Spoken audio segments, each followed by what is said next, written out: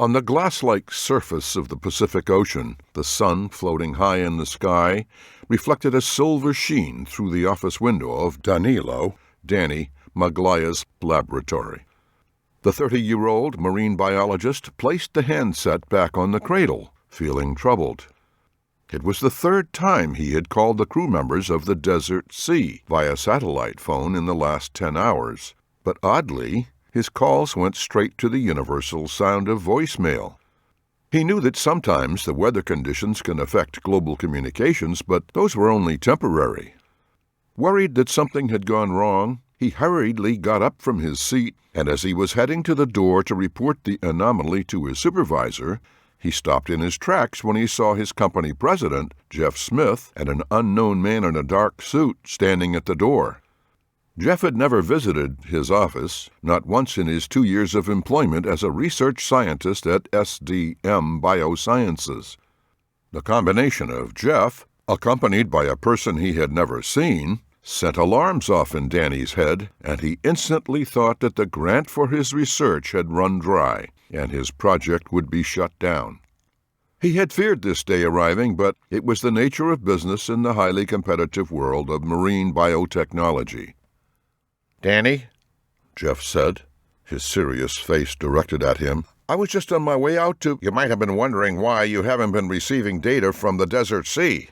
"Yeah, this is highly unusual. Have there been issues with the ship's onboard communications gear?" "The ship has been in total radio silence. Why don't I let FBI Special Agent McAllister give you the details?"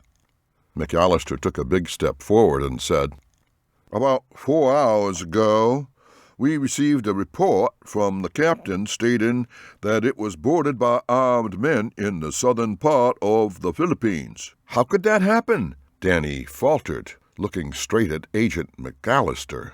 "Doesn't the Philippine Coast Guard heavily patrol the Sulu Sea? And aren't the U.S. Navy warships in the area conducting exercises?" "These thugs drive speedboats. They can slip in and out without being detected," added McAllister with firmness in his voice.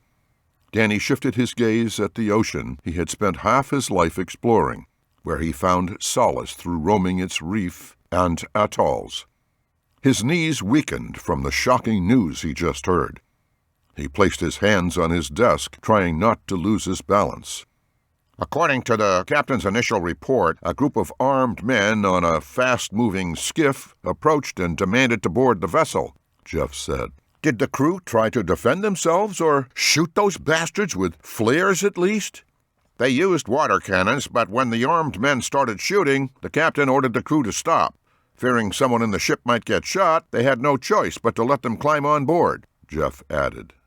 "Are those people still on the ship? Why don't you call in for some military action and send the Navy SEALs to surround it?" Danny responded, his voice cracking. "Don't let anyone get off." "It's not that easy. The incident happened within Philippine waters, and their government prohibits foreign interventions with domestic issues. Besides, the armed men were on that ship for less than half an hour and have already left," Jeff added. "Can you please call the captain and order the ship to Honolulu?"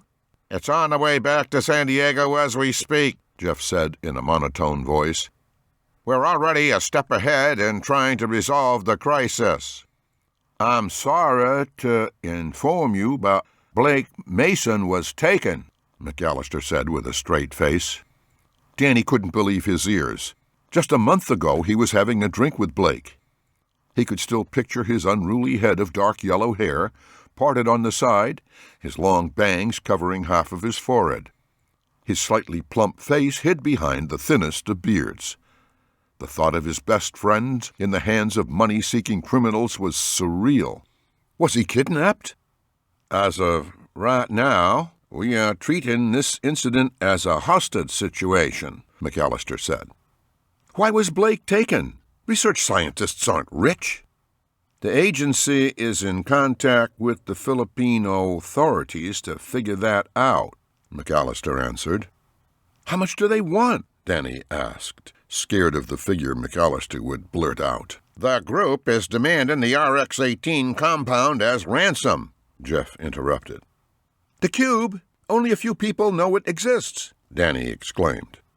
"Why do they want my invention?"